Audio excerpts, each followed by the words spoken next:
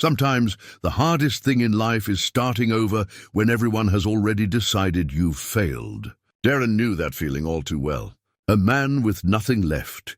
He bought the one house nobody wanted, a rotting shell at the edge of town that people said was cursed. He didn't care what they thought. He had his dog Rusty, and that was enough. So he fixed broken walls and ignored the whispers.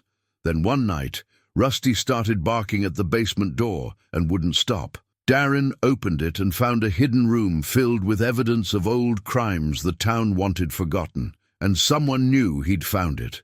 What secret was worth killing for? Before we jump back in, tell us where you're tuning in from, and if this story touches you, make sure you're subscribed because tomorrow I've saved something extra special for you.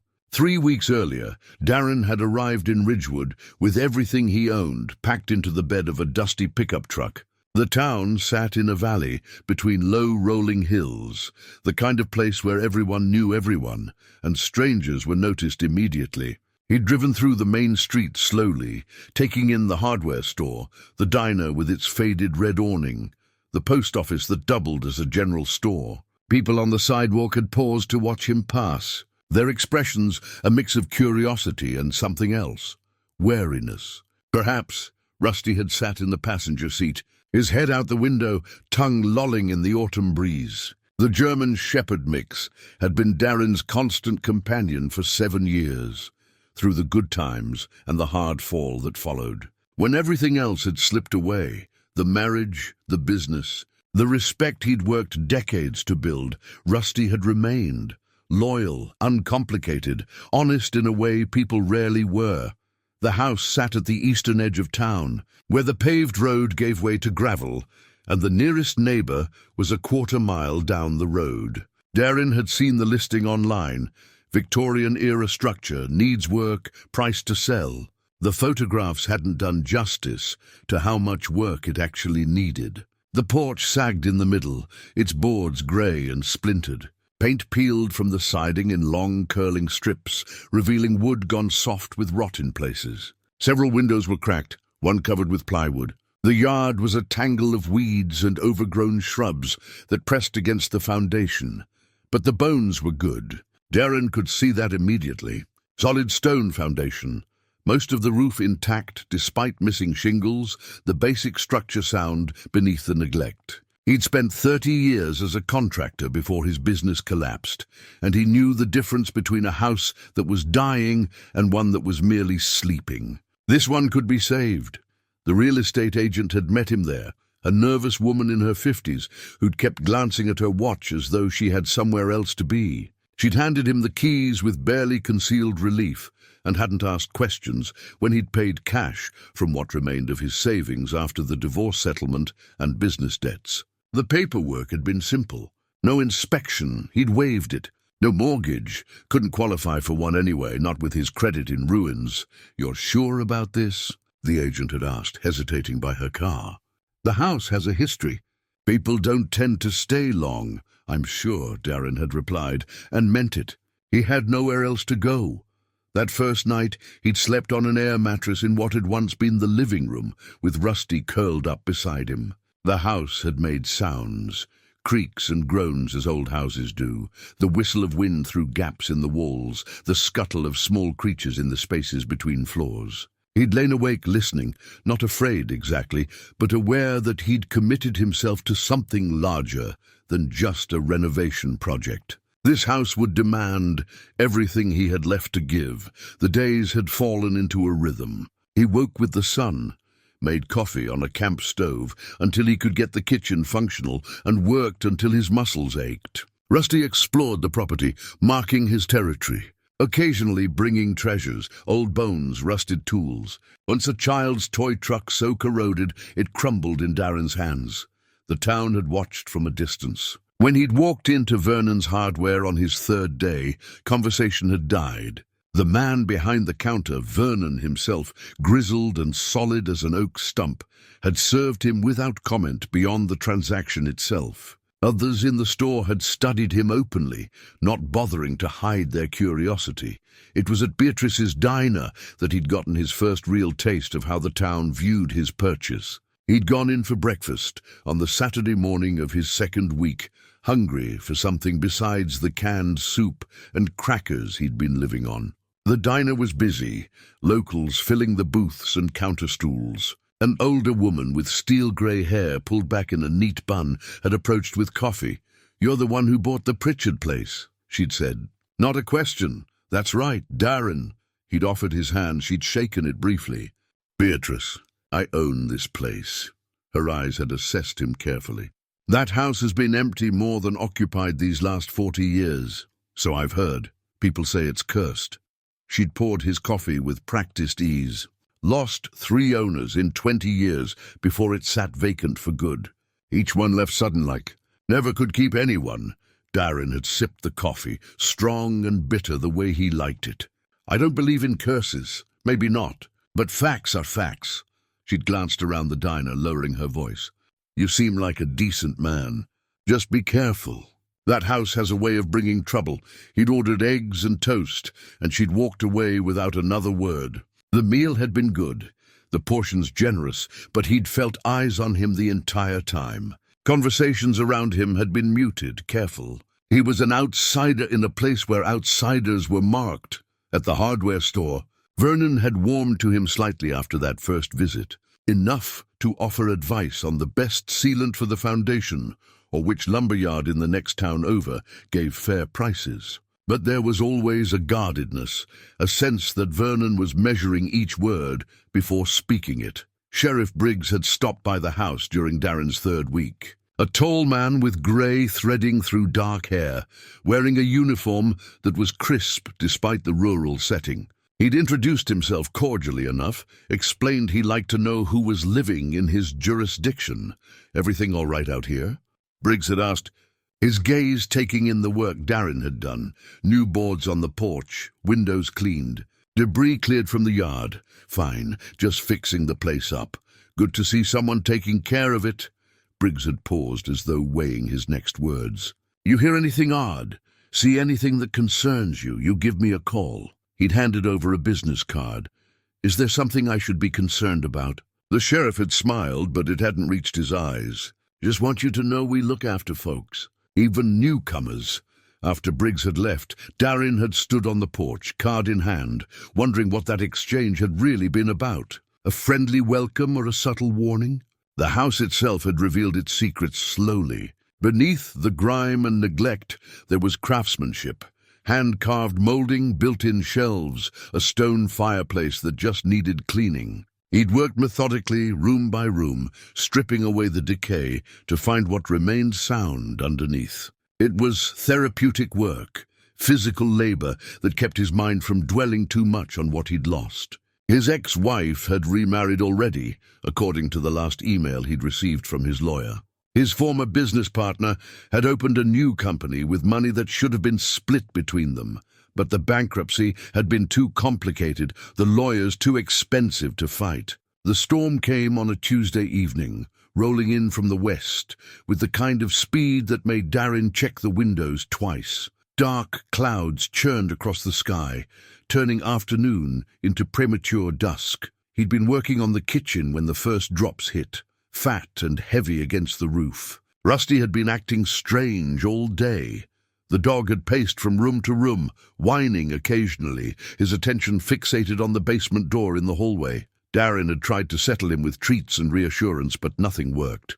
The German. Shepard kept returning to that door, sniffing at the gap beneath it, his tail rigid. "What's gotten into you, boy?" Darin had asked, crouching beside him. Rusty had looked at him with those intelligent brown eyes, then back at the door and barked. A sharp, insistent sound. The storm intensified. Wind rattled the windows in there. Flames and thunder rumbled so close that Darin felt it in his chest. The lights flickered once, twice, then steadied. He'd lived through enough storms to know this one was going to be rough. He made sure his flashlight was nearby and checked that the windows were secure. But Rusty wouldn't settle. The dog's agitation grew with the storm, and finally he began barking at the basement door in earnest, deep, urgent barks that spoke of alarm rather than mere curiosity. His claws scraped at the wood, leaving fresh marks beside the old ones Darin had noticed weeks ago. All right, Darin said, more to himself than the dog. He'd been putting off a thorough basement inspection, telling himself he'd get to it once the main floor was habitable. The space below was damp and uninviting, and he'd seen enough on his initial survey to know it would be a major project. But Rusty's behavior was impossible to ignore. He grabbed his heavy-duty flashlight and a crowbar from his toolbox, the crowbar, just in case he needed to pry open a stuck door or move debris. The basement door opened with a groan of old hinges. A rush of cold, damp air hit him, carrying a smell he couldn't quite place. Metallic, earthy, wrong. Rusty bounded down the stairs before Darin could stop him, his barking echoing off stone walls. Darin followed more carefully, testing each step. The wooden stairs were old but solid, though they creaked under his weight. His flashlight beam cut through the darkness, revealing the same space he'd seen on his first visit. Stone foundation, walls slick with moisture, an ancient furnace squatting in one corner, standing water in the low spots of the concrete floor. The storm raged above them. Thunder shook the house, and rain hammered against the small ground-level windows. But down here, the sound was muffled, distant, as though the basement existed separate from the world above. Rusty had stopped at the far wall, where the shadows were deepest. He was digging at the base of the wall, his paws sending up sprays of dirt and loose mortar. The barking had changed to a continuous, anxious whine. "Rusty, stop that!" Darin approached, shining his light on the wall. At first, he saw only the same stone and brick he'd expect in a basement this old. But as he examined it more closely, something caught his eye. The mortar in one section looked different, lighter in color, less weathered than the surrounding areas. And when he ran his hand across the surface, he felt it, a gap, barely visible, where the wall didn't quite meet true. He knocked on the stone with his knuckles. The sound was hollow. His contractor's instincts kicked in. This wasn't right. Walls didn't sound hollow unless there was space behind them. He moved along the section, knocking at intervals, mapping out an area roughly 6 feet wide and 7 feet tall, where the sound remained hollow. Someone had built a false wall here, or sealed off part of the basement. The question was why. Darin fetched the crowbar and began working at the edges where the newer mortar met the old. It crumbled more easily than he'd expected, falling away in chunks. Behind the brick facing, he found wooden boards, old but solid, nailed in place decades ago by the look of the rusted nail heads. His heart beat faster as he worked. This was deliberate. Someone had gone to considerable effort to hide whatever lay behind this wall. The storm raged on above, but he barely noticed now. He pried away board after board, creating an opening large enough to shine his light through. The beam revealed a small space beyond, a hidden room, perhaps 8 feet by 8 feet. The air that escaped was stale and cold, untouched for years. Darin widened the opening until he could step through. Inside, the flashlight illuminated a scene frozen in time.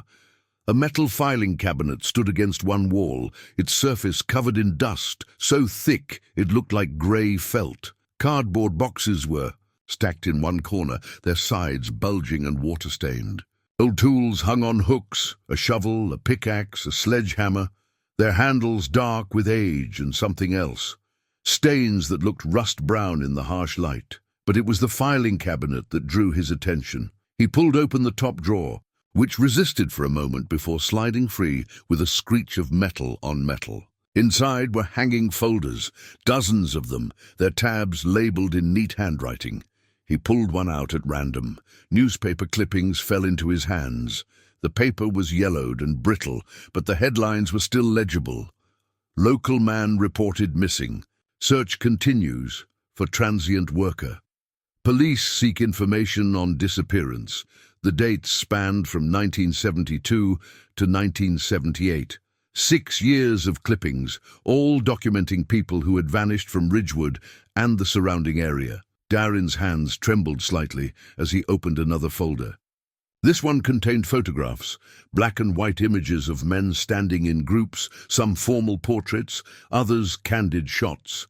He recognized the house in the background of several photos. His house. A third folder held what appeared to be a ledger, handwritten. Entries in columns, dates and initials and amounts of money. The entries were cryptic, but patterns emerged. Large sums changing hands, dates that corresponded to the newspaper clippings. Initials he didn't recognize, but some of the full names written in margins made his blood run cold. Wolf, Nash, Kane. Those were names he'd heard in town. Mayor Wolf, Police Chief Nash, and Kane.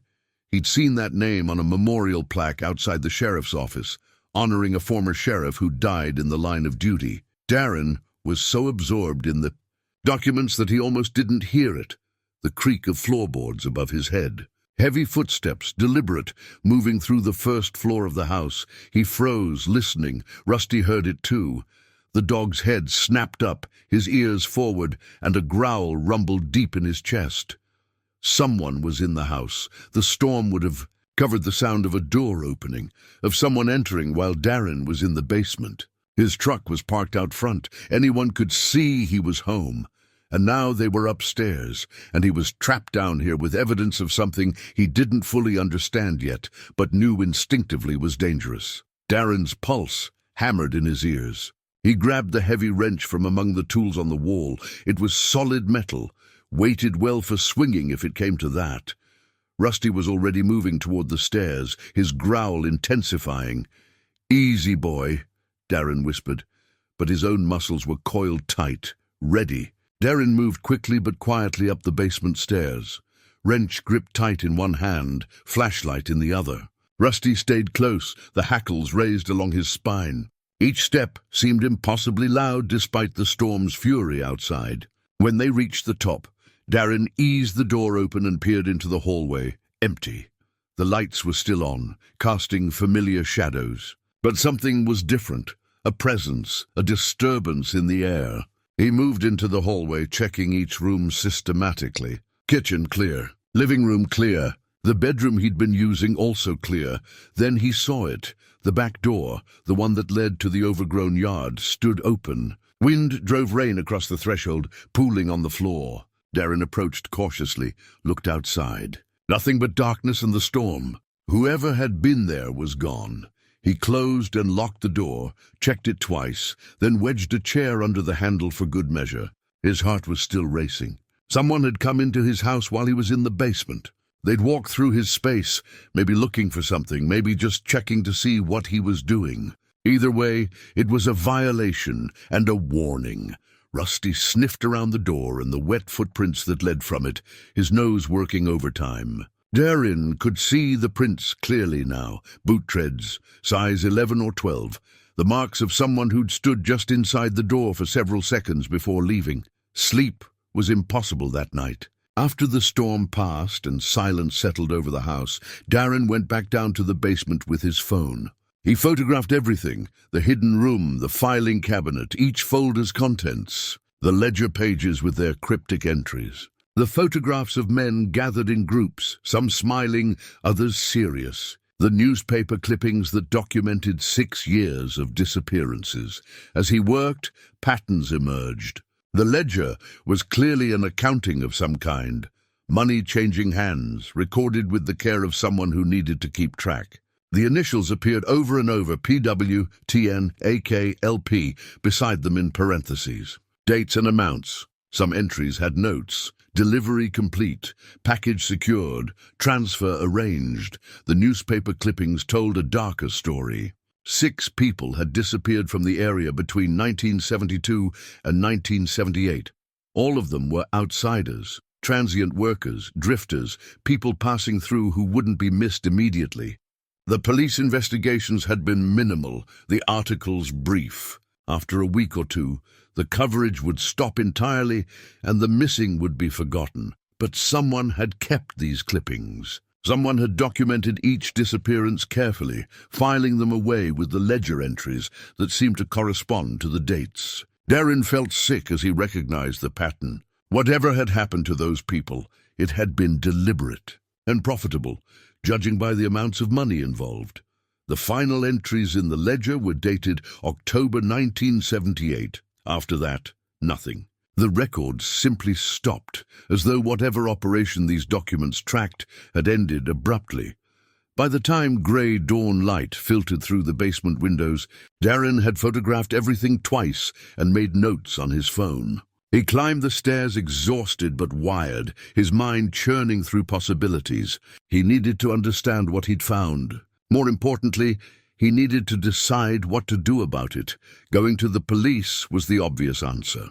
But Sheriff Briggs's name wasn't in the ledger. Kane was. The memorial plaque outside the sheriff's office honored Augustus Kane, who'd served as sheriff from 1968 until his death in 1979. If Kane had been part of whatever conspiracy these documents revealed, could Darin trust the current sheriff? Could he trust anyone in this town? He made coffee and sat at the kitchen table as the sun rose, Rusty lying at his feet. The dog was exhausted too and slept heavily. Darin envied him. His own thoughts wouldn't settle. Someone knew he'd found the hidden room. That's why they'd come during the storm. They'd wanted to see what he was doing, or maybe to scare him off. Either way, he was marked now. Whatever secrets that basement held, someone was willing to break into his house to protect them. The library opened at 9. Darin decided that was his next step. If these documents were legitimate, and every instinct told him they were, then there should be corroborating evidence in the public record. Newspaper archives, property records, anything that might help him understand the full picture. He showered and changed clothes, then drove into town. The storm had left the streets clean and puddles standing in every low spot. Morning sun broke through thinning clouds, making everything sparkle. It would have been beautiful if Darin's stomach wasn't twisted with tension. Beatrice's diner was busy with the breakfast crowd. Darin stopped for coffee and food. He needed fuel, and he needed to appear normal. But Beatrice noticed immediately. She brought the coffee pot to his table and studied his face. "You look like you've seen a ghost," she said, pouring the dark liquid. "Long night. Storm kept me up." The lie came easily, but he could see she didn't quite believe it. That old house must be unsettling in weather like that. She glanced around the diner, then lowered her voice. "You finding what you need out there? Everything all right?" The question felt loaded with meaning. Darin met her eyes.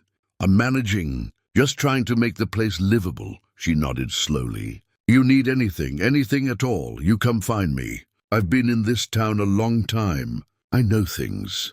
Before he could respond, she'd moved on to another table, but her words stayed with him. "I know things." Was that an offer of help or something else? The library was a small brick building 2 blocks off Main Street. Inside, it smelled of old books and furniture polish. The librarian sat at the front desk, a woman in her 70s with silver hair pulled back in a neat bun and sharp eyes behind reading glasses. "Help you?" she asked. "I'd like to look at old newspapers, if that's possible. On microfiche, or however they're stored. We've got microfiche for the Ridgewood Gazette going back to 1950. What years are you interested in?" 1972 through 78. Her expression didn't change, but something flickered behind her eyes. "That's a specific range. Research project?" "Something like that. I bought the old Pritchard house, and I'm curious about its history. Thought I'd learn about the area during those years." The Pritchard place. She stood slowly, her joints clearly stiff. "That house has quite a history. Come with me." She led him to a back room where an old microfiche reader sat on a table surrounded by filing cabinets. She pulled out several boxes of film, each labeled with years and months. "These cover what you're looking for. Machine's simple to operate. Instructions are right there. You make copies with this button, 10 cents a page." She paused at the door. "I'm Mrs. Pembroke. Been librarian here 42 years. Seen a lot of people come through asking a lot of questions. I appreciate your help, Mrs. Pembroke. Word of advice, young man. Some history is better left buried. People have their reasons for forgetting things." Her gaze was steady, not unkind but serious. "You seem like a decent person. Be careful what you dig up." Then she was gone, leaving Darin alone with decades of history waiting to be examined.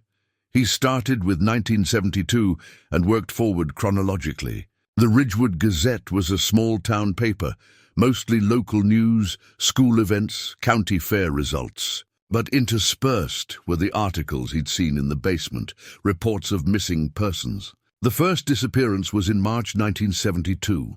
A man named Joseph Garrett, age 34, last seen at a bar on Route 9. The initial article expressed concern.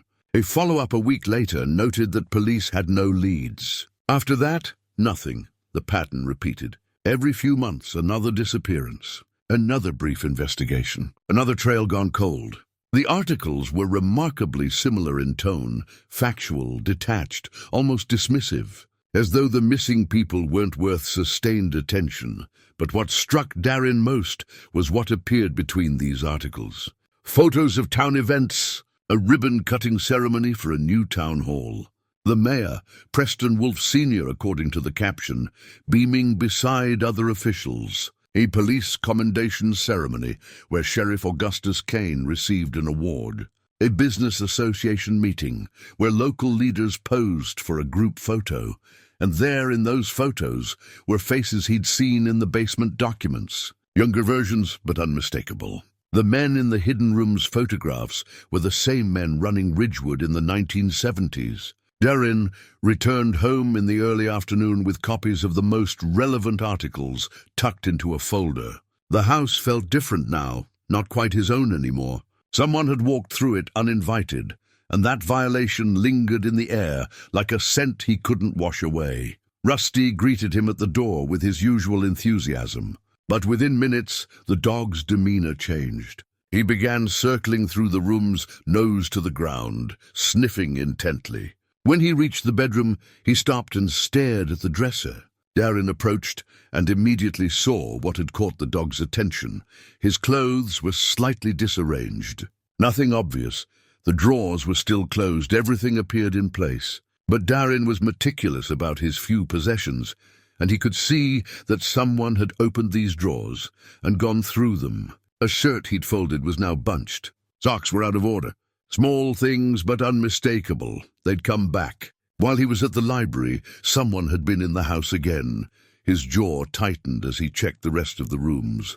The same subtle disturbances everywhere. Books on the shelf shifted, papers on the table moved, and not quite returned to their original positions. Whoever was doing this wanted him to know.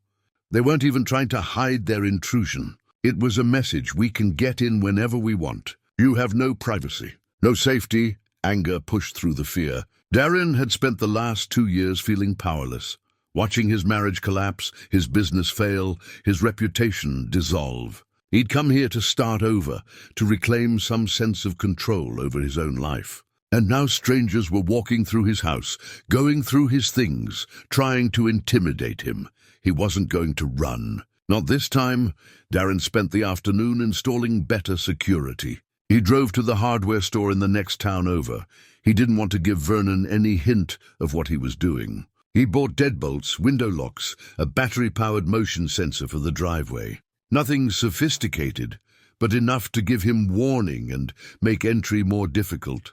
As he worked, he reviewed the photographs from the basement on his phone, comparing them to the newspaper clippings he'd copied. One photograph in particular drew his attention. 5 men stood in front of his house. This house, though it had looked much better maintained in the 1970s, they were dressed casually, some with rolled-up sleeves, and they looked relaxed. Friends gathering for a weekend afternoon, perhaps. Except Darin now recognized 4 of them from the newspaper photos. The man on the far left was young Preston Wolfe Sr. The caption in one of the news articles had identified him. Businessman, town council member in the 70s, later mayor. The man next to him was Theodore Nash Sr., who, according to another article, had been the police chief before retiring in 1985. And there, third from the left, was Sheriff Augustus Kane. Younger than in his official portrait, but unmistakable. The 4th man Darin didn't recognize immediately, but the 5th he did. Lawrence Pritchard, the man who'd owned this house from 1972 to 1978, according to property records. The man who'd supposedly left town suddenly when his business failed. Darin studied Pritchard's face. He looked like an ordinary man, trim build, average height, dark hair starting to thin. His smile in the photograph seemed genuine, his posture comfortable among these other men. Whatever had happened here, Pritchard had been part of it, had been central to it, given that the evidence was hidden in his house. By evening, Darin had installed all the new locks and the motion sensor. He tested everything twice. It wouldn't stop a determined intruder, but it would slow them down and alert him. He also took all the photographs and documents he'd found and stored them in multiple locations, some in his truck, some hidden in the rafters of the detached garage, some uploaded to a cloud storage account he created just for this purpose. If something happened to him, the evidence would survive. That thought should have been paranoid. Instead, it felt prudent. Around 7 o'clock, as dusk settled over Ridgewood, Darin made a decision. He needed to test the waters to see how the town would react if he started asking questions. Vernon at the hardware store seemed like a reasonable place to start. The man had been marginally friendly, and his name wasn't in the ledger. The hardware store was nearly empty when Darin arrived, just Vernon behind the counter reading a farming catalogue. The older man looked up and nodded in greeting. "Evening? Forget something?" "No, I'm good." Darin approached the counter, trying to appear casual. "Actually, I had a question. Been doing some work in the basement and found some old things left behind. Newspapers, photographs. Made me curious about the previous owner. Lawrence Pritchard. Did you know him?" Vernon's expression didn't change, but his hand tightened on the catalogue. A muscle worked in his jaw. "That was a long time ago. I know. Just curious about the house's history. Seems like he left pretty suddenly. People leave towns for all sorts of reasons." Vernon's voice had gone flat, careful. "Business fails. Life doesn't work out the way you planned. Pritchard had some troubles, decided to move on. Happens. Did you know him personally?" Now Vernon met his eyes directly. "I knew him, not well. Kept to himself mostly." He paused, then added, "Look, Darin, you seem like a good guy. You're working hard on that place, keeping your head down. That's smart. Houses have history, sure, but dwelling on it doesn't help anybody. Best to focus on the present, on making the place yours. I'm just trying to understand what I bought. You bought a house that needs work. The past doesn't matter. What matters is what you do with it now." Vernon closed the catalogue deliberately. "Was there anything else you needed?" The dismissal was clear. Darin shook his head and left, but not before noticing Vernon reach for his phone the moment the door closed. Through the window, Darin could see the older man's mouth moving, animated now in a way it hadn't been during their conversation. News of his questions would spread. That had been the point, to see how the town reacted. Now he'd know. He drove home as darkness fell completely, his mind working through the implications. Vernon's reaction had been revealing. Not hostile, but guarded, concerned, the way someone acts when they're protecting something, or when they're afraid. The motion sensor he'd installed at the end of his driveway triggered as he pulled in, its small red light blinking. Good, it worked. He parked and went inside, Rusty greeting him with wagging tail and eager dance. The house was secure. The evidence was backed up. Tomorrow, he'd continue investigating, maybe talk to more people, see what other reactions he could provoke. But tonight, he needed rest. He made a simple dinner, ate while reviewing his notes, and prepared for bed. Rusty settled on the floor beside him as he lay down, the dog's presence comforting. Around midnight, the house phone rang. Darin had set up basic landline service his first week, mainly for emergencies, since cell coverage was spotty out here. The shrill sound cut through the silence, making his heart jump. He grabbed the receiver. "Hello?" Silence on the other end. Not dead air, he could hear breathing, soft and steady. "Who is this?" A pause, then a male voice, calm and measured. "Stop digging into things that don't concern you. Leave town. This is the only warning you'll get." The line went dead before Darin could respond. He sat there in the darkness, phone still pressed to his ear, listening to the dial tone. His hands were steady, but his pulse hammered. They knew. They knew he'd been asking questions, and they knew what he'd found. The break-ins had been reconnaissance. Now came the direct threat. Darin set the phone down slowly. Rusty had risen to his feet, sensing his master's tension. The dog whined softly, pressing against Darin's leg. For a long moment, Darin sat there weighing his options. He could pack up tonight, leave Ridgewood in the rearview mirror, forget he'd ever found that hidden room, go somewhere else and start over again. It would be the safe choice, the smart choice maybe, but he was tired of running, tired of letting other people push him around, tired of being the man who'd lost everything and slunk away in defeat. Whatever had happened in this house, whatever crimes those men had committed 40 years ago, someone needed to answer for it. Those 6 people who disappeared deserved more than forgotten newspaper clippings and closed case files. And Darin deserved to feel like he had some control over his own life again.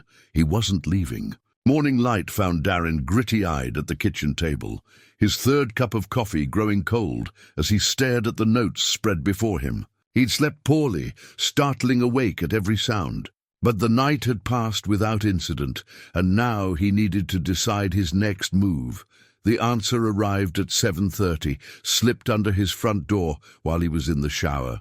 He found it when he came downstairs, a plain white envelope, no postage, no return address. His name written on the front in shaky cursive. Inside was a single sheet of paper, the handwriting matching the envelope. The message was brief. They're watching. Kane didn't fall. Check plot 247, come alone, no signature. No explanation. Just a cryptic warning and what appeared to be directions to a cemetery plot. Darin read it 3 times, trying to parse the meaning. Kane. That had to be Augustus Kane, the former sheriff whose name appeared in the ledger. The memorial plaque said he died in the line of duty, but this note suggested something else. Kane didn't fall. An accident that wasn't an accident. And someone had risked bringing this to his door. Someone who knew what he was investigating. An ally or a trap? Only one way to find out.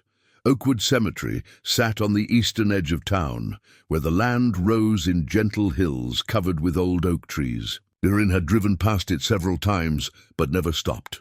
Now, in the morning stillness, he turned through the iron gates and followed the narrow road that wound through sections marked by decades. The oldest graves dated to the 1800s, their headstones weathered and tilted. Newer sections showed more recent dates, polished granite reflecting the sun. He found plot 247 in a section from the late 1970s, beneath a spreading oak whose leaves rustled in the light breeze. The headstone was simple grey marble. Augustus Kane, beloved husband and father, devoted lawman, 1934-1979.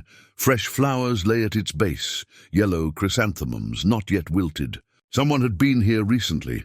Darin knelt to examine the stone, looking for anything unusual, any clue about why he'd been directed here. The dates, the inscription, nothing seemed out of place. He was about to stand when he heard footsteps on the grass behind him. You must be Darin. He turned to find an elderly woman approaching, carrying a small gardening tote and a watering can. She was thin and straight-backed despite her age, with silver hair pulled into a bun and eyes that still held sharpness. She wore practical clothes, khaki pants, a button-up shirt, sturdy shoes. I am. And you are?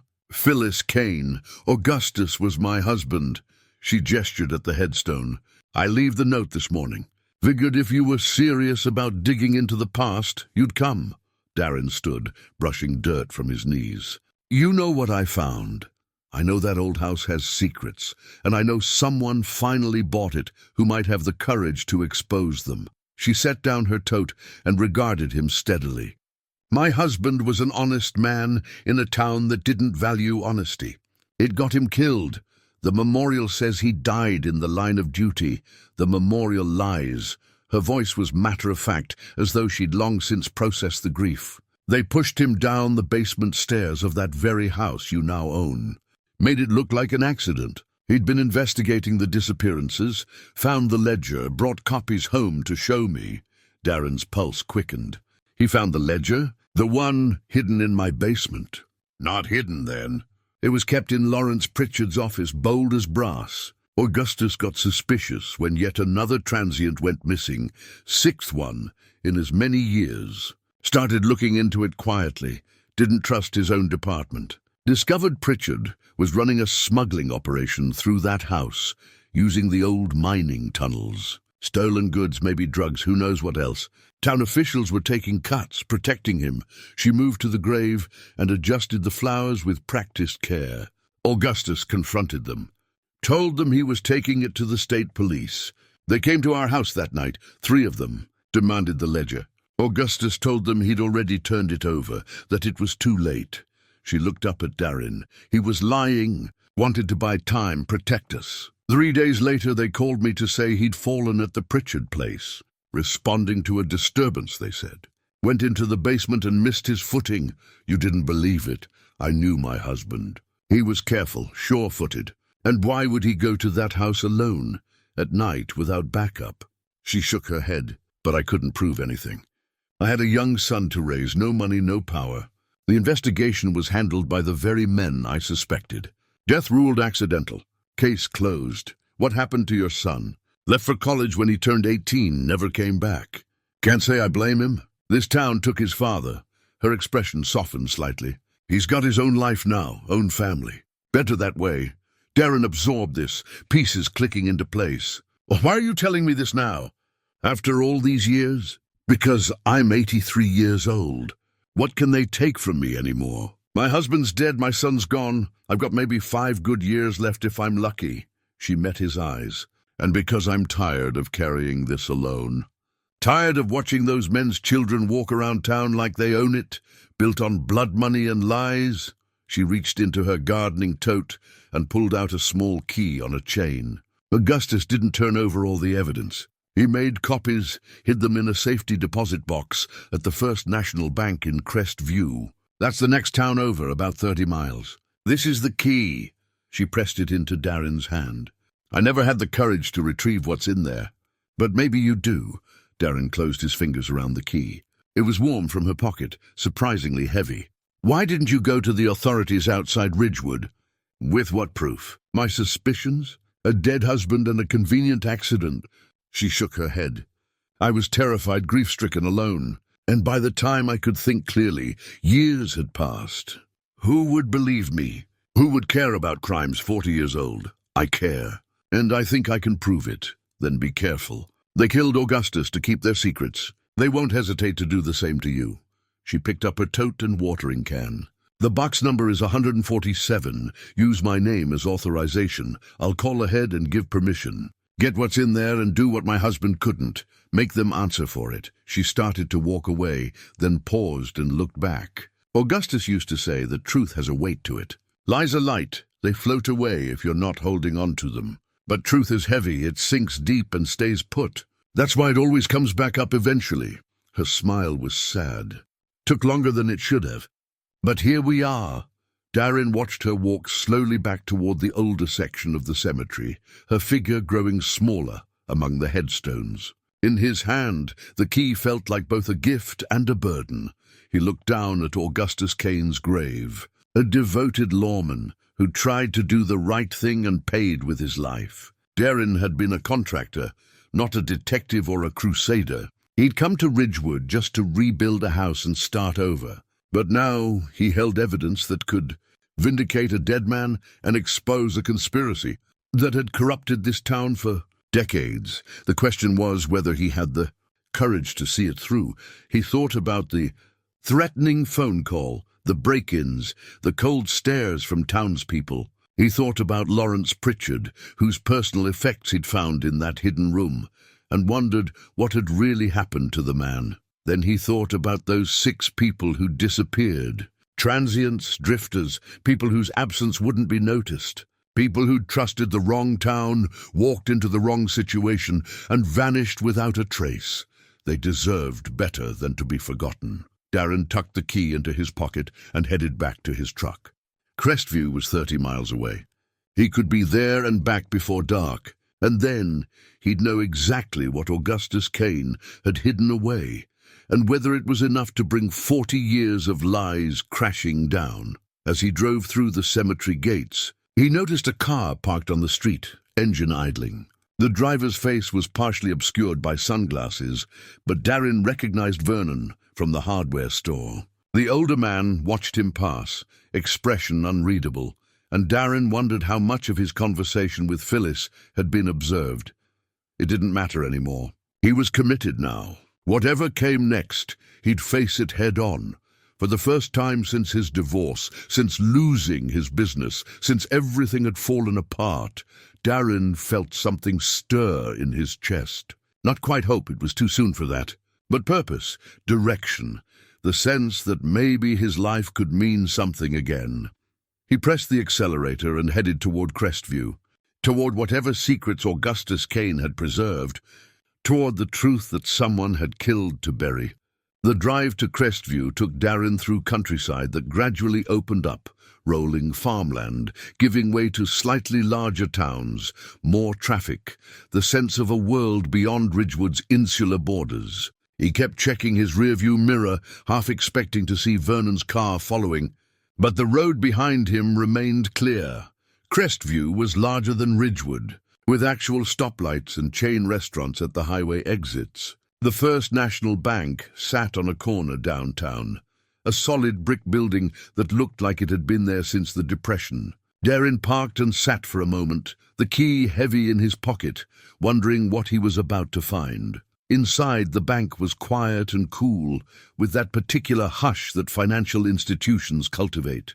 An elderly manager with reading glasses on a chain approached when Darin explained his purpose. The man examined the key, checked a ledger, and made a brief phone call, presumably to Phyllis Kane for authorization.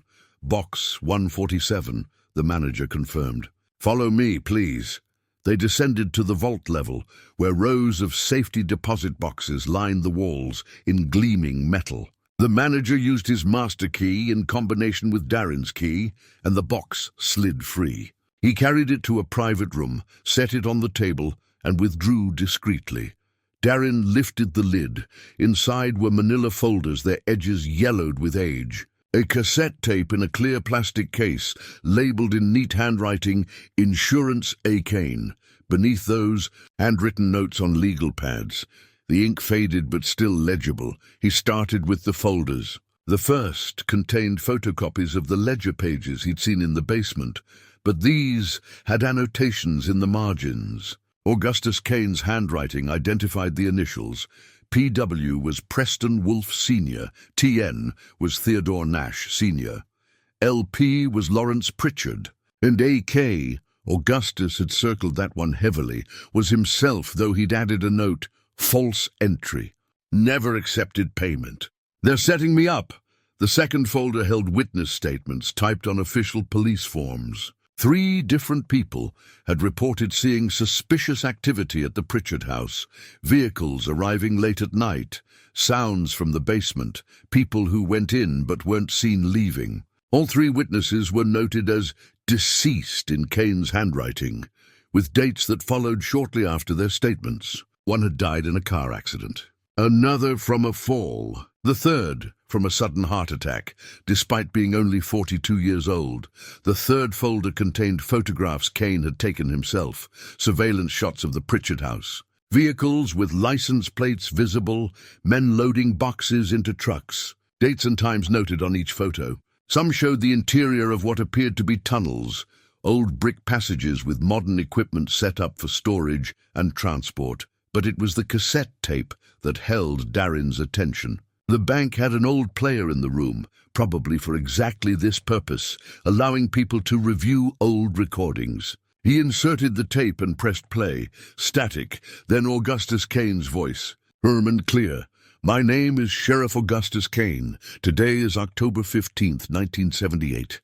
I'm recording this as insurance because I believe my life may be in danger."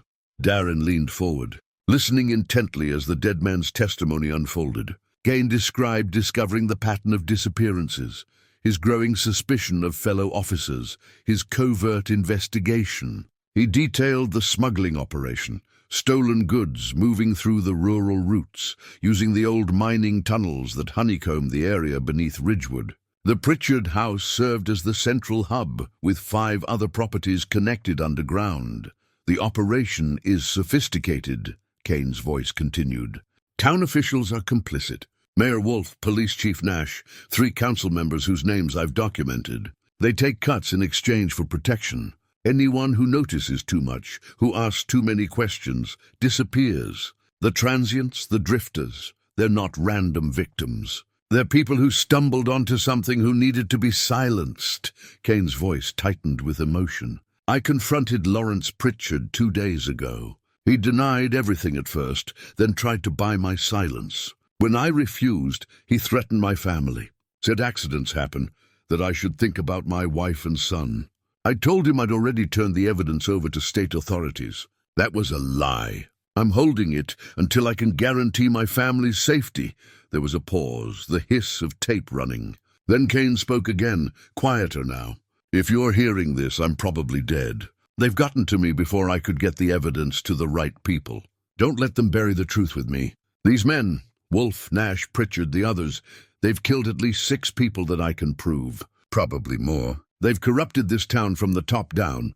Someone needs to stop them. The recording clicked off. Darin sat in the silence that followed, feeling the weight of what he'd just heard. This wasn't speculation or theory. This was a law enforcement officer's testimony, recorded weeks before his death, naming names and detailing crimes. This was evidence that could destroy lives, and not just the old men who'd committed the original sins. Their children now held power in Ridgewood. Mayor Preston Wolf Jr., Police Chief Theodore Nash Jr. If their fathers' crimes became public, the scandal would end their careers, possibly bring criminal charges for cover-up or obstruction. No wonder someone had threatened Darin. No wonder they'd broken into his house. These weren't just old secrets. They were active threats to people who currently held power and wealth. Darin made copies of everything using the bank's equipment, then returned the originals to the box. Evidence this important needed to be preserved and protected. He asked the manager for permission to keep the box rented under Phyllis Kane's name, with himself as an authorized party. The manager agreed readily enough. On the drive back to Ridgewood, Darin's mind raced. He had everything he needed now: documents, photographs, eyewitness testimony from a deceased officer. Enough to take to state authorities, maybe even federal investigators. This went beyond small-town corruption. This was organized crime, spanning decades. But as Ridgewood came into view, with its church steeple and water tower rising above the trees, Darin felt the weight of what he was about to unleash. This town had lived with these lies for 40 years. Families had built their lives and reputations on foundations of blood and stolen money. Exposing the truth would tear the community apart. He stopped at Beatrice's diner, needing coffee and a moment to think. The lunch crowd had thinned, just a few people scattered among the booths. Beatrice brought coffee without being asked and slid into the seat across from him. "You look troubled," she said quietly. "Just thinking through some things." She glanced around, ensuring no one was close enough to overhear. "I know what you're doing." "The whole town knows by now." Vernon made sure of that. "You're asking questions about the past, about Lawrence Pritchard." Darin met her eyes. "Did you know him?" "I knew him. And I knew Augustus Kane." She folded her hands on the table. "My late husband was part of it. The smuggling operation. He never told me details, but I wasn't blind. Money came in that he couldn't explain. He'd leave at odd hours. And when those people went missing, he'd come home shaking." This admission caught Darin off guard. He was one of the conspirators? He was weak and greedy and scared. All three. Her voice held old pain. On his deathbed 10 years ago, he confessed everything. Made me promise never to tell. Said it would only bring pain to our family. She looked at Darin steadily. "I kept that promise until now. Why tell me?" "Because someone needs to. Because what they did was wrong, and pretending it didn't happen doesn't make it right." She paused. "And because Mayor Wolf still uses those tunnels. I've seen his car at the old mill at night, lights in windows that should be dark. I don't know what he's moving now, but whatever your investigation stirs up, it's not just ancient history." That evening, Darin sat in the basement with all the evidence spread before him. The documents from Kane's safety deposit box, the materials from the hidden room, his own notes and photographs. He was trying to organize everything chronologically, to build a timeline that would be clear and irrefutable when he took it to the authorities. Rusty lay nearby, but his attention kept drifting to the hidden room. The dog would lift his head periodically, ears pricked forward, staring at the opening Darin had made in the false wall. After the third time, Darin looked up from his work. "What is it, boy?" Rusty stood and walked to the opening, sniffing at the floor. He began pawing at a particular spot near the back corner, whining softly. Darin grabbed his flashlight and joined the dog. At first, he saw nothing unusual, just the old concrete floor, cracked and stained with age. But Rusty kept digging, his claws scraping insistently. Darin knelt and examined the area more carefully. The concrete here did look different. The color was slightly lighter, the texture not quite matching the surrounding floor. And now that he studied it, he could see the faint outline of a patch, roughly 3 feet by 6 feet, the dimensions making his stomach turn cold. He'd done enough construction to recognize a concrete pour that didn't match the original foundation.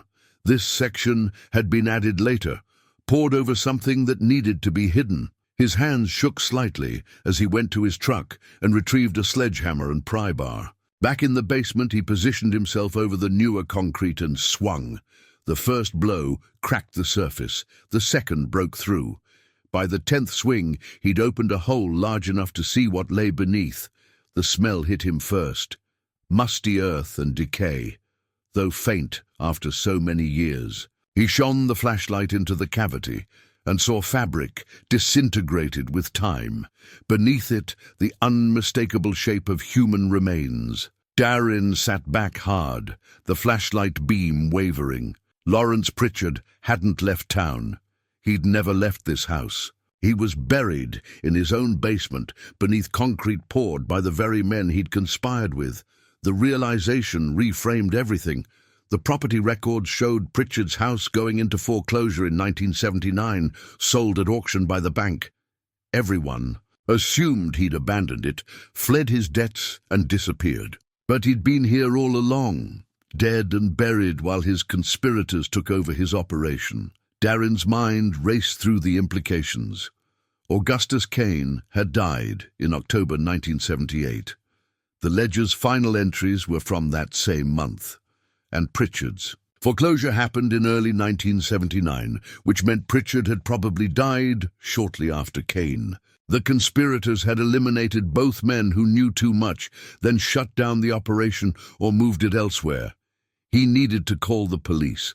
This was a crime scene, evidence of murder. But which police? Sheriff Briggs seemed honest enough, but could Darin be sure? The original conspiracy had included the police chief. How deep did the corruption run? He pulled out his phone and dialed 911, requesting state police. The dispatcher was professional, asking careful questions. Yes, he'd discovered what appeared to be human remains. No, he hadn't disturbed them beyond the initial excavation. Yes, he would wait at the scene.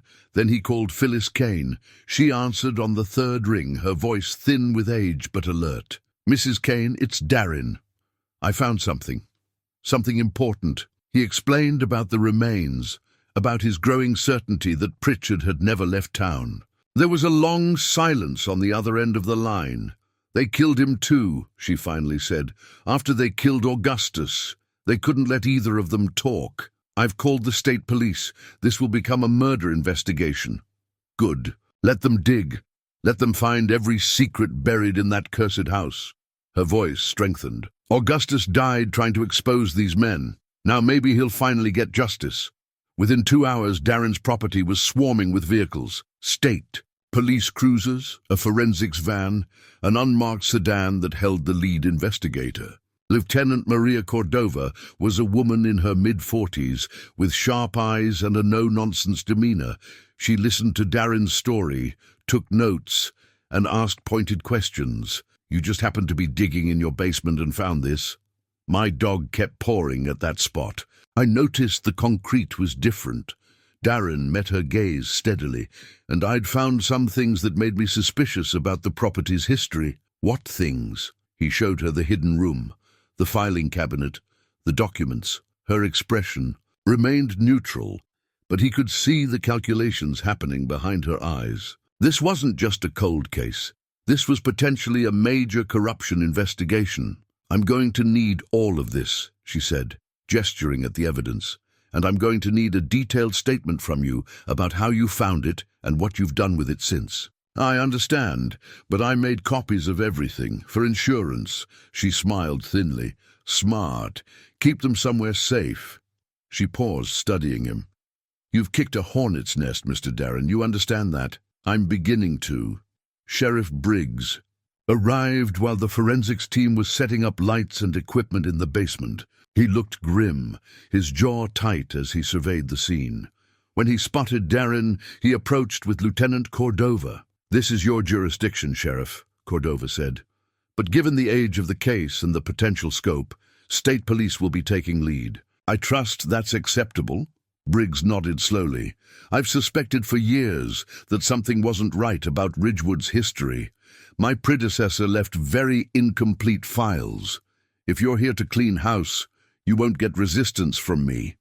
"Your predecessor being Theodore Nash Sr.?" "That's right. He retired the year before I transferred in. Always thought it was convenient timing." Briggs turned to Darin. "I'm sorry you've been through this. Sorry someone threatened you, broke into your home. That stops now. I'll make sure you have protection." The excavation took 2 days. Forensics worked carefully, documenting everything, removing the concrete piece by piece. They found skeletal remains, male, with dental records that eventually confirmed what Darin already knew. Lawrence Pritchard, dead approximately 45 years, cause of death blunt force trauma to the skull. But that wasn't all they found. Buried with Pritchard was his wallet, containing his driver's license and credit cards, and tucked inside the wallet was a folded piece of paper, a hand-drawn map showing the tunnel network beneath Ridgewood in detail. 6 properties connected underground, with notes about access points and storage locations, the original planning document for their smuggling operation. Lieutenant Cordova studied the map with intense focus. "This changes the scope significantly. If these tunnels still exist, we need to search every location marked here." By the end of the week, the story had spread throughout Ridgewood like wildfire. The town was in shock. News vans from regional stations parked on Main Street. Reporters interviewed anyone willing to talk. The discovery of Pritchard's body meant this wasn't just old rumors or forgotten history. This was an active murder investigation. Mayor Preston Wolfe Jr. held a press conference, his face carefully composed. "This is a tragedy, and we will cooperate fully with the investigation. Whatever happened decades ago, it has no bearing on current town leadership." But Darin could see the fear behind the mayor's eyes, the careful phrasing, the legal distance being established. Wolfe knew what was coming. That night, someone threw a brick through Darin's front window. A note was attached, the message scrawled in angry capitals, "Drop it or join Pritchard." Darin stood in his living room, glass crunching under his boots, and felt strangely calm.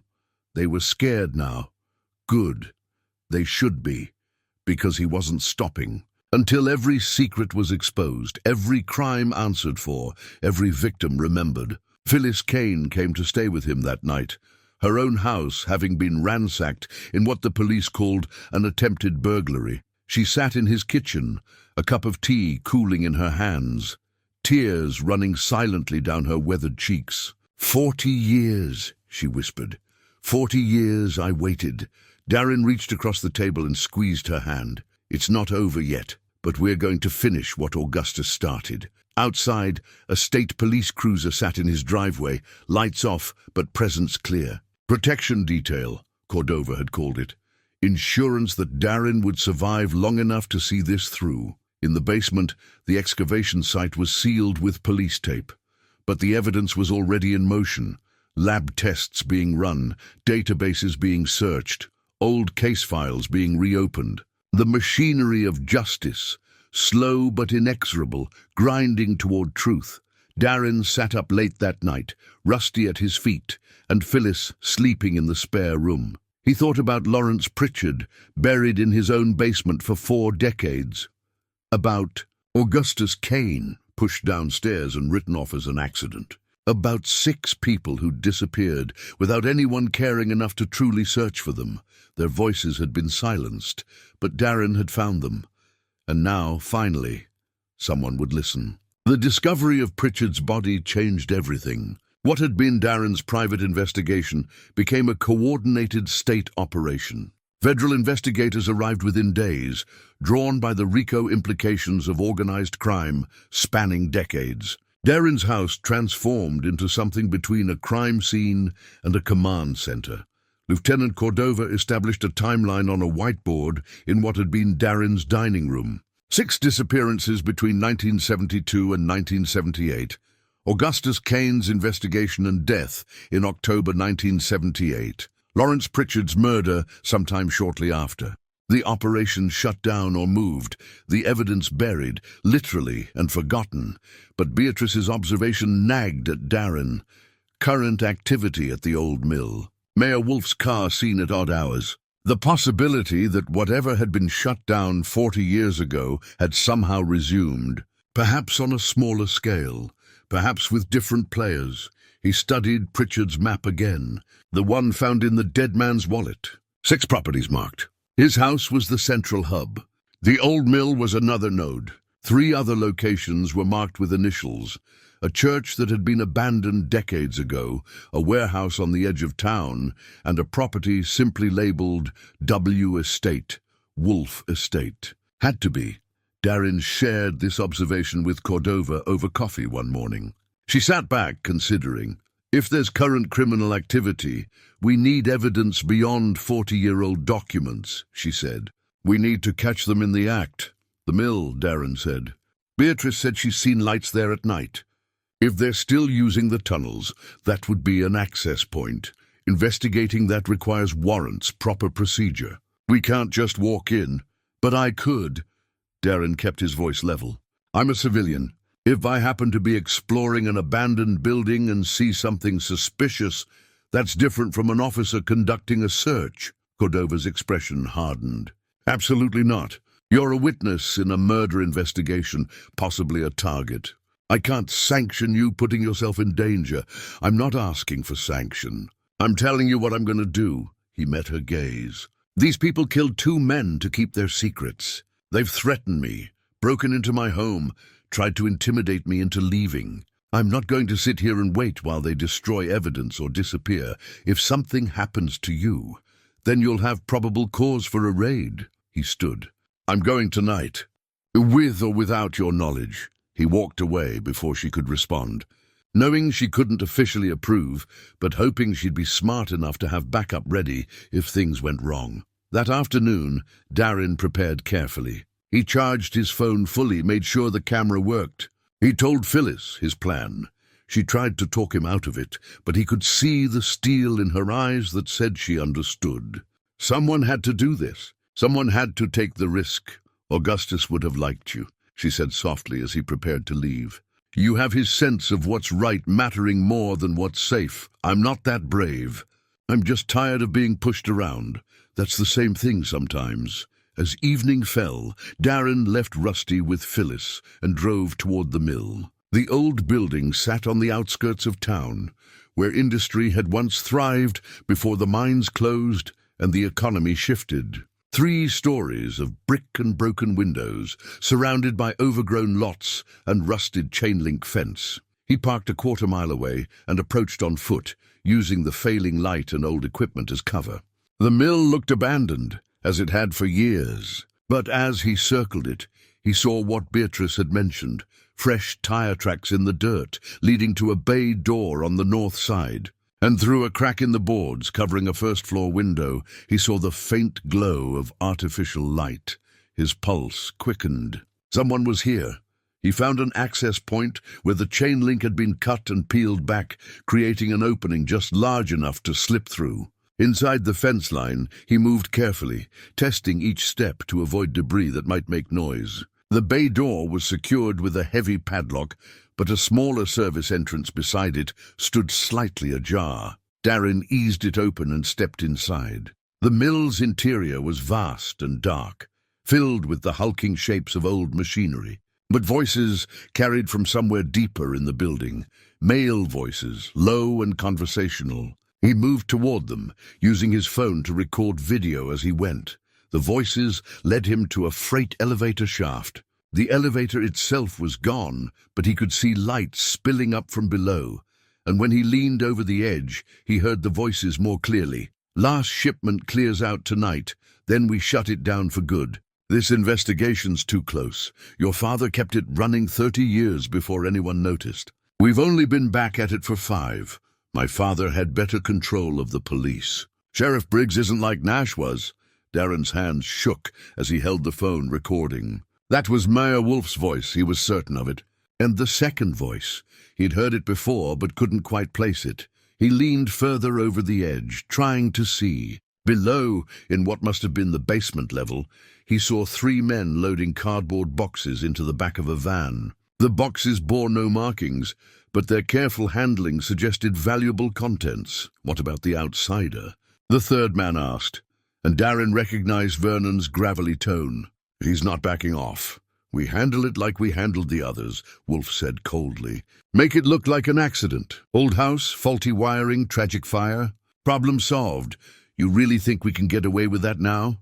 With state police watching him? We don't have a choice.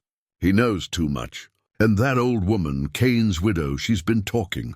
They both need to go." Darin's phone buzzed, a text message lighting up the screen. In the silence of the mill, the sound seemed impossibly loud.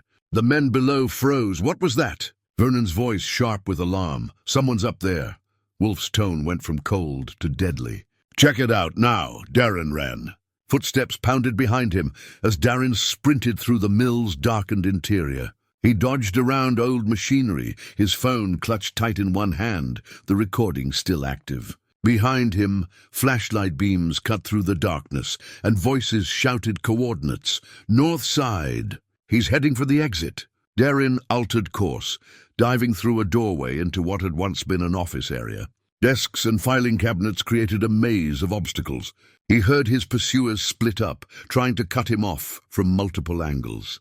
His breath came in ragged gasps, and sweat stung his eyes despite the cold air. His construction experience saved him. He recognized the building's structure, knew that old mills like this had loading docks on multiple levels. He found a stairwell and descended 2 floors, his boots clanging on metal stairs. The sound echoed through the empty building, announcing his position to anyone listening. He emerged into a vast room filled with rusted equipment, massive looms that had once woven fabric, now silent monuments to dead industry. The loading dock was ahead, a large opening where trucks had once backed in to receive goods. Moonlight spilled through the gap, offering a path to freedom. He was 10 feet from the opening when Vernon appeared from behind a support beam, blocking his path. The older man was breathing hard, his face flushed with exertion and anger. In the dim light filtering from outside, Darin could see the conflict in Vernon's eyes. Fear, desperation, and something that might have been regret. "You should have left when you had the chance," Vernon said, pulling a wrench from his belt. Not a weapon exactly, but it could serve as one. His hand trembled slightly as he gripped it. None of this had to happen. "I've got everything recorded," Darin said, holding up his phone so Vernon could see the screen still glowing with the active recording. "Your voice, Wolf's voice, all of it. You threatening me just makes it worse." Vernon's expression crumpled. For a moment, he looked like what he truly was, an old man caught in something far beyond his control. Drowning in choices made from desperation rather than malice. "Then we'll take the phone," Vernon said, but his voice lacked conviction. "Nobody will believe you without it. You know that's not true. I've made copies, sent files to people you can't reach." Darin was lying, but Vernon didn't need to know that. "This is over. Let me go, and maybe they'll show you mercy for not making it worse." Vernon's jaw worked, his knuckles white around the wrench. Behind them, Darin heard the others approaching, footsteps echoing through the cavernous space, flashlights sweeping closer. Time was running out. Darin feinted left, then broke right, using a move he'd learned from years of youth sports. Vernon lunged but missed, his reaction slowed by age and hesitation. Darin was, through the loading dock opening, dropping 8 feet to the ground below. He landed hard on packed earth, his ankle twisting beneath him. Pain shot up his leg, sharp and immediate. He stumbled, nearly fell, but adrenaline overrode the injury and kept him moving. Behind him, he heard Vernon shouting, the words lost in the rush of blood in his ears. His truck was a quarter-mile away. He ran through the overgrown lot, weaving between rusted equipment and piles of scrap metal. The ankle screamed protest with every step, but he pushed through it. Behind him, he heard Vernon shouting to the others, then the sound of a vehicle starting. A diesel engine roaring to life, headlights blazed to life, sweeping across the lot like searchlights. They found him, pinned him in their glare. The truck roared toward him, closing the distance fast. Darin pushed harder, his lungs burning, his injured ankle threatening to buckle with each impact. He reached the fence line and dove through the gap in the chain link, just as the pursuing truck skidded to a stop behind him, its brakes squealing. He scrambled up and kept running, now on the access road that led back toward town. His own truck was ahead, silhouetted against the night sky, and he had his keys ready in his trembling hand. He was fumbling with the door lock, his fingers clumsy with adrenaline and fear, when the other truck rounded the corner, accelerating hard. Darin threw himself into the driver's seat, jammed the key into the ignition, and the engine caught on the first try, a small mercy. He peeled out just as the pursuing vehicle closed in. It tried to ram him, its front bumper catching his rear quarter panel with a shriek of metal on metal. The impact sent Darin's truck fishtailing, the rear end sliding across the gravel. He corrected, fighting the wheel, and accelerated down the dark road. The injured ankle made it difficult to work the pedals smoothly, each press of the gas or brake sending fresh waves of pain up his leg. But fear and determination kept him focused. Behind him, the pursuit truck matched his speed, its headlights filling his rearview mirror with blinding light. The driver, Wolf, he was certain now, attempted another ram, trying to force him off the road and into the deep ditch that ran alongside. Darin swerved, using every defensive driving technique he'd ever learned. His truck bounced over rough patches, the suspension groaning, but he kept it on the pavement. He grabbed his phone with one hand while steering with the other, nearly dropping it twice before getting a grip. He dialed 911, praying the call would go through. "This is Darin from the Pritchard House investigation," he said when the dispatcher answered, his voice shaking. "I'm being pursued on Route 9, heading toward Ridgewood. They're trying to run me off the road. I have evidence of current criminal activity, recorded confessions." The dispatcher's voice was professionally calm, an anchor of sanity in the chaos. "Units are being dispatched to your location. Can you make it to the sheriff's station?" "I'm trying." Another impact from behind jolted his truck, harder this time.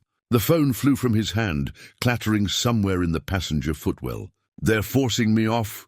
He dropped the phone to grab the wheel with both hands as the pursuing vehicle made a final, violent attempt to send him into the ditch. Darin fought the skid, his truck's tires screaming in protest, the steering wheel jerking in his hands. For a terrible moment he felt the vehicle tipping, the right side wheels lifting off the pavement. Then somehow, through skill or luck or sheer stubbornness, he brought it back down, all four wheels gripping the road again. His heart hammered so hard he could feel it in his throat. Ahead, blue and red lights pierced the darkness, multiple vehicles forming a roadblock across both lanes. Sheriff Briggs and state police, positioned with tactical precision. Darin's heart leaped with relief as he slowed, guiding his battered truck to a stop just short of the barricade. The vehicle behind him saw the roadblock and hit the brakes hard, trying to reverse. But more police units had blocked the rear escape route, closing the trap. Within seconds, 3 men were being pulled from the truck at gunpoint: Mayor Preston Wolfe Jr., Police Chief Theodore Nash Jr., and Vernon, who went without resistance. His face empty of everything but exhaustion and relief, Darin sat in his truck, hands still gripping the wheel, unable to let go. His whole body shook with aftershock, adrenaline draining away and leaving him hollow. His ankle throbbed. His hands were cramped from clutching the steering wheel. But he was alive. Lieutenant Cordova approached his window, her expression a mixture of anger and grudging respect. "You're an idiot," she said, but her tone held something softer beneath the rebuke. A brave idiot, but an idiot nonetheless. Please tell me you got something useful before you decided to play action hero. He handed her the phone with trembling hands. Full confession.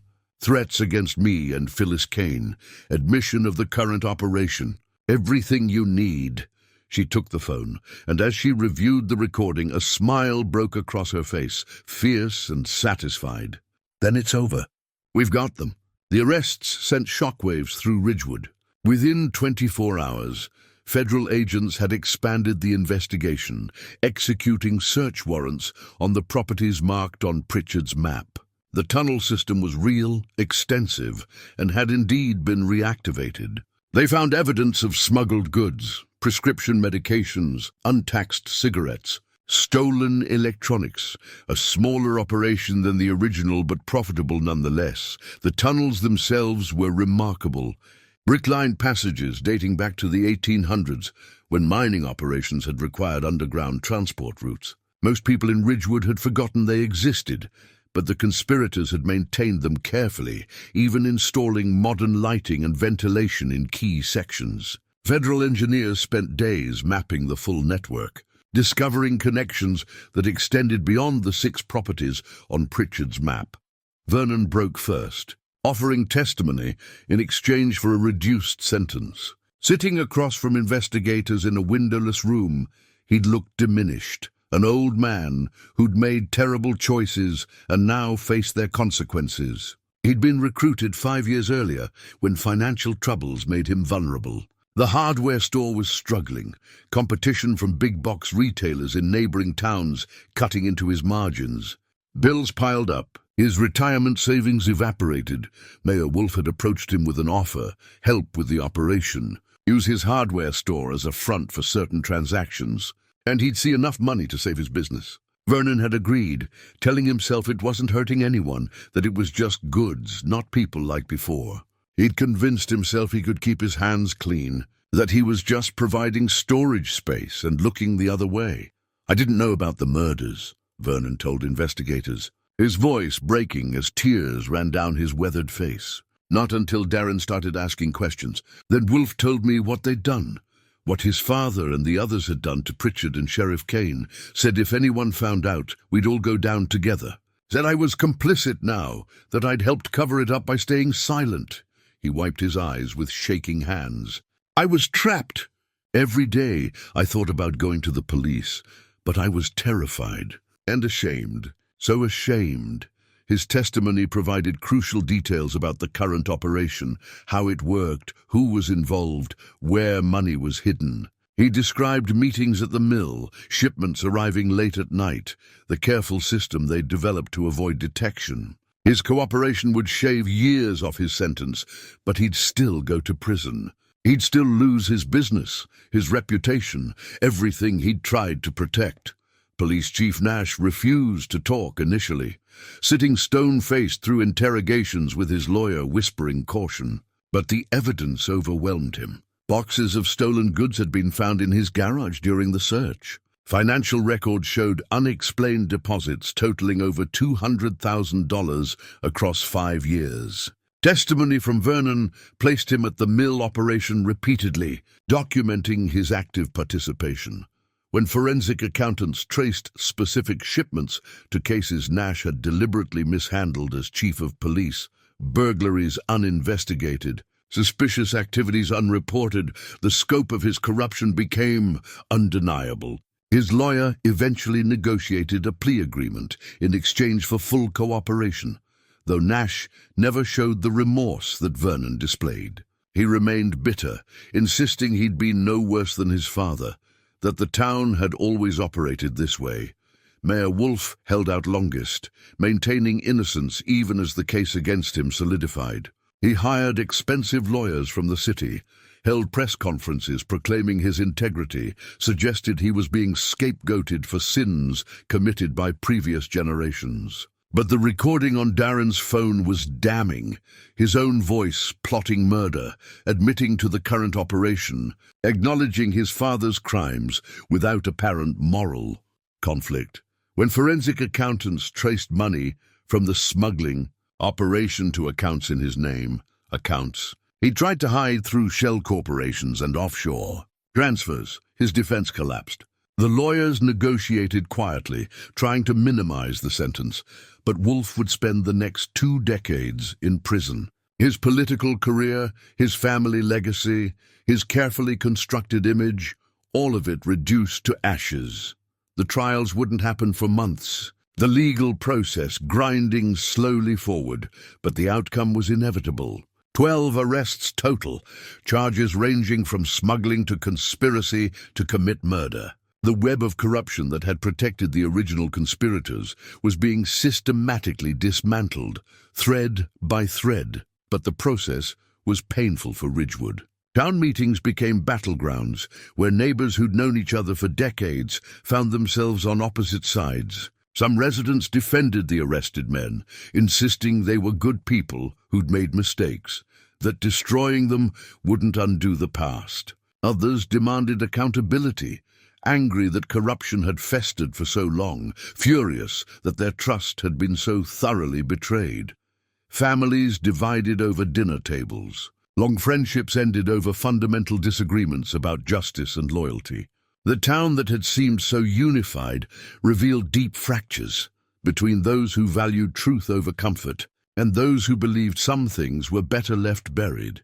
Phyllis Kane attended a community meeting 2 weeks after the arrests. The high school gymnasium was packed, every seat filled and people standing along the walls. The air was thick with tension and competing emotions. She'd asked for time to speak, and though some had objected, the moderator had granted her request. She stood before the crowd in a simple dress, her silver hair neatly arranged, her posture straight despite her 83 years. For a moment, she just looked at them, the people she'd lived among for half a century, many of whom had avoided her eyes for 40 years.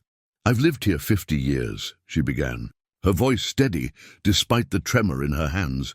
"Raised my son here, buried my husband here. For 40 years, I kept silent about what happened to Augustus because I was afraid. Afraid for my family, afraid of being alone, afraid no one would believe me, afraid that speaking up would cost me everything I had left." She paused, and the room was utterly silent. That silence didn't protect anyone. It just let the lies grow deeper roots. It let the people who killed my husband live comfortable lives, raise families, hold positions of authority. It let them do it again, recruit new people, corrupt a new generation, perpetuate the same crimes under a different name. Some people looked away, uncomfortable. Others nodded, tears in their eyes. What happened to my husband was murder. What happened to Lawrence Pritchard was murder. 6 people disappeared from this area, and no one cared enough to truly search for them because they were outsiders, people without families or connections. People we decided didn't matter. Her voice strengthened, carrying to every corner of the gymnasium. "We can't undo those crimes, but we can acknowledge them. We can stop protecting the people who committed them just because they're our neighbors or our leaders or our family members. We can choose truth over convenience." She sat down to scattered applause that gradually grew. Though some sections of the gymnasium remained silent, arms crossed, faces set in disapproval, the vote that followed was narrow, but it passed. Ridgewood would establish a memorial for the victims of the conspiracy. Their names would be carved in stone, placed in the town square, a permanent acknowledgement of what had been done and who had suffered. The decision meant something. An official recognition that the town bore responsibility, that remembering was more important than forgetting. Darin attended the ceremony when the memorial was dedicated 3 months later. It was a cold morning in early spring, the sky grey, but the air holding promise of warmer days ahead. Simple granite, elegant lettering, listing the 6 missing people by name, names researchers had painstakingly verified through old records and DNA analysis of remains found. During the tunnel excavation, 2 more bodies had been discovered during the systematic search, giving families closure after decades of wondering. Relatives had traveled from across the country to attend the dedication, some elderly themselves now, others middle-aged children who'd grown up not knowing what happened to a missing parent or sibling. Augustus Kane's name was there too, with a notation, sheriff, died seeking justice. And Lawrence Pritchard's, because despite his crimes he'd also been murdered. His life taken by men who'd claimed to be his partners. Phyllis Kane stood beside Darin as the mayor pro tem, a woman named Sandra Briggs. The sheriff's sister gave a speech about remembering the past to build a better future. When it ended, Phyllis placed flowers at the memorial's base, her hand trembling, but her face peaceful. "Thank you," she said to Darin quietly, "for finishing what Augustus started. I just found what was already there." "No," she shook her head firmly. "You had the courage to look when everyone else had decided it was easier not to.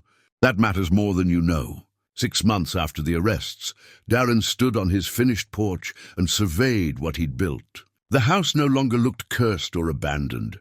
Fresh paint gleamed white in the afternoon sun, each board straight and true. New shingles covered the roof in precise overlapping rows.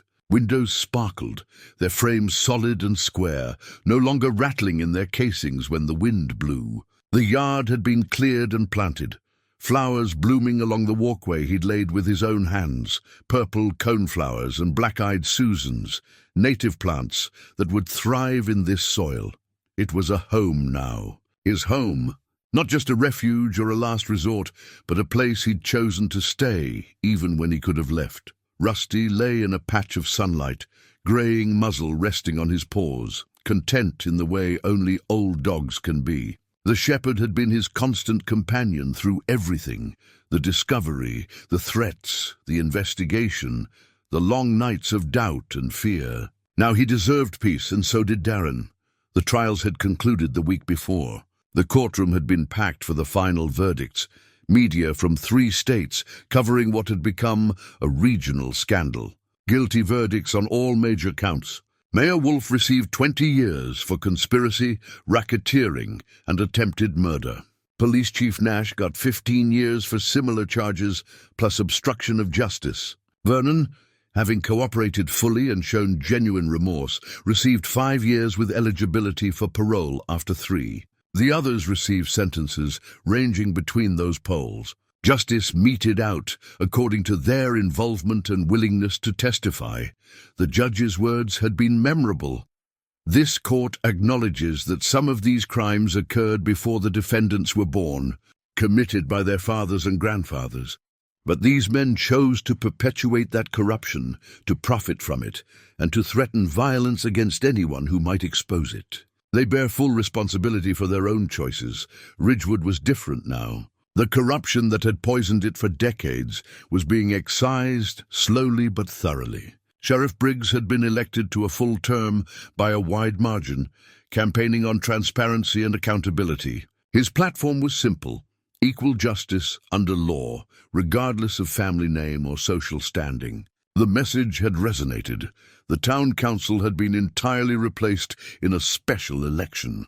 5 new members, including 2 who'd moved to Ridgewood within the past decade, brought fresh perspectives unburdened by old loyalties. They'd implemented ethics rules, public disclosure requirements, and citizen oversight committees. Government meetings were now recorded and posted online. The days of decisions made in backrooms were over, or at least much more difficult to maintain.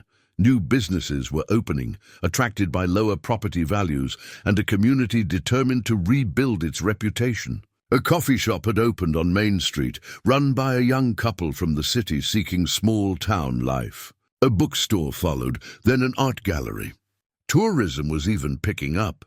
People came to see the tunnel system, now being preserved as a historical site, with educational programs about both the mining history and the darker chapters that followed. Beatrice still ran her diner, and she'd become something of a local hero for her role in exposing the current operation. She testified at the trials, describing what her late husband had confessed and what she'd observed at the mill. The courage it took to speak against her own family's legacy had earned her respect, even from those who'd initially resented the investigation.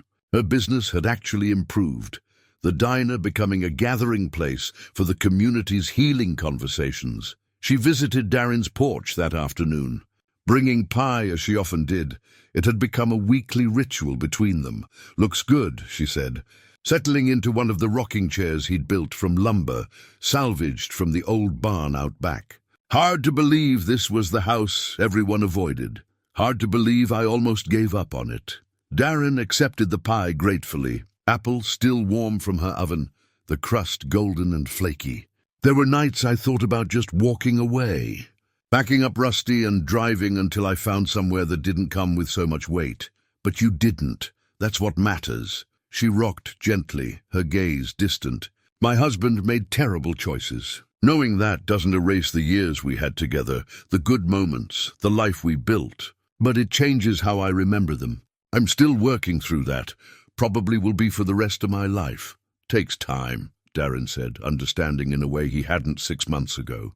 His own past looked different now, too. The business failure, the divorce, the desperate flight to this town. All of it had led him here, to this porch, to this moment of hard-won peace. It does, she smiled, the expression softening the lines in her face. But time we've got? And that's more than some people received. They sat in comfortable silence, rocking slowly, watching the street where an occasional car passed and neighbors waved. This was community, not the false unity of shared secrets, but the harder work of building trust through honesty. Phyllis Kane had moved into a senior living community in Crestview, closer to medical care and amenities she needed at her age. But more importantly, closer to her son, who'd finally returned for a visit after learning the truth about his father's death. That visit had stretched into weeks, father and son reconnecting after years of distance. Phyllis called Darin weekly, checking on him, sharing memories of Augustus, speaking freely now about things she'd kept locked away for 40 years. Augustus would have liked what you've done with the place, she'd told him during their last call. Making something good out of all that darkness. He always said that was the best revenge against evil, not matching it with more darkness, but flooding it with light. The basement had been completely renovated. The hidden room was gone, sealed up properly, and converted to normal storage space. The area where Pritchard had been buried was now shelving for tools and supplies, the concrete smooth and level. Darin had exorcised the ghosts, replacing them with the mundane and ordinary, turning a place of secrets into something useful and benign. He'd kept one reminder, though, Augustus Kane's badge, which Phyllis had given him at the memorial dedication. It sat in a frame on his mantel, alongside a photograph of the old sheriff in uniform. Not as a trophy, but as a reminder of what integrity costs and why it matters. A car pulled into his driveway, a young couple he recognized from town. They approached tentatively, the way people do when they're not sure of their welcome. "Mr. Darin." "I'm sorry to bother you," the woman said. She was maybe 30, with kind eyes and an earnest expression. "We're thinking about buying the house next door, the old Henderson place. We heard it needs work, and someone at the hardware store said you might have advice about renovation." Darin smiled, setting down his coffee. "Happy to help. Let me grab my keys and we can walk over there together." As they toured the neighboring property, pointing out structural issues and discussing possibilities, explaining which problems were cosmetic and which required immediate attention, Darin realized something had shifted fundamentally. He wasn't the outsider anymore, the man everyone whispered about and avoided. He was part of the community now, someone people sought out for guidance, someone trusted. The young couple asked intelligent questions, took notes, and seemed genuinely excited about the project despite its scope. They reminded him of himself 6 months ago, hopeful, determined, ready to build something worth having. "The house has good bones," Darin told them, echoing words he'd thought about his own property. "It'll take work, but it can be beautiful again. Just needs someone willing to see past what it is to what it could be, like yours," the woman said. "Everyone says your place was hopeless, but look at it now." "Nothing's hopeless," Darin said. "Just takes patience and the willingness to do the work." They thanked him profusely, promising to call when they made their decision. As they drove away, Darin returned to his porch, where Beatrice was still rocking, having helped herself to a slice of the pie she'd brought. "You're good at this," she observed. "Helping people. Building things. Maybe you've found your calling. Maybe I have. He settled back into his chair, watching the sun sink lower toward the horizon. Never thought I'd end up here doing this. But life has a way of taking you where you need to go, even if it's not where you planned. That evening, as the sun set over Ridgewood, Darin sat on his porch with Rusty and watched the sky turn gold and purple and finally deep blue. He thought about the journey that had brought him here, the divorce that had shattered his confidence, the business failure that had destroyed his financial security, the desperate purchase of a house nobody wanted because he'd had nowhere else to turn. Every loss had led him to this moment, to this place where he'd found something he hadn't expected: purpose. Not just survival or escape, but a reason to wake up each morning that went beyond himself. The house wasn't cursed. It never had been. It had just been waiting for someone brave enough to uncover its secrets and strong enough to bear the weight of truth. Someone willing to face darkness without becoming consumed by it. Darin had been that person. Not because he was particularly courageous or righteous by nature, but because he'd had nothing left to lose and everything to prove, if only to himself. He'd arrived broken and desperate, and in the process of rebuilding this house, he'd rebuilt himself. Now, with the renovation complete and justice served, he finally had something he hadn't possessed in years, a future worth believing in. Not a perfect future. Ridgewood still had work to do, wounds to heal, trust to rebuild. But a future built on truth rather than lies, on light rather than shadow. Rusty shifted in his sleep, making the contented sound dogs make when they're completely at peace. Darin reached down and scratched behind his ears, grateful for the simple constancy of the dog's presence through everything. The porch light came on automatically as darkness fell, warm and welcoming. Tomorrow, he'd start helping the young couple with their renovation plans. Next week, the Historical Society wanted to interview him about the house's history for their archive. The month after that, he'd been asked to speak at a community forum about restoration and renewal, both of buildings and of towns. Life was moving forward, not running away anymore, but moving toward something. And that made all the difference. Darin closed his eyes and breathed deeply, the evening air cool and clean. He was home, finally, truly home.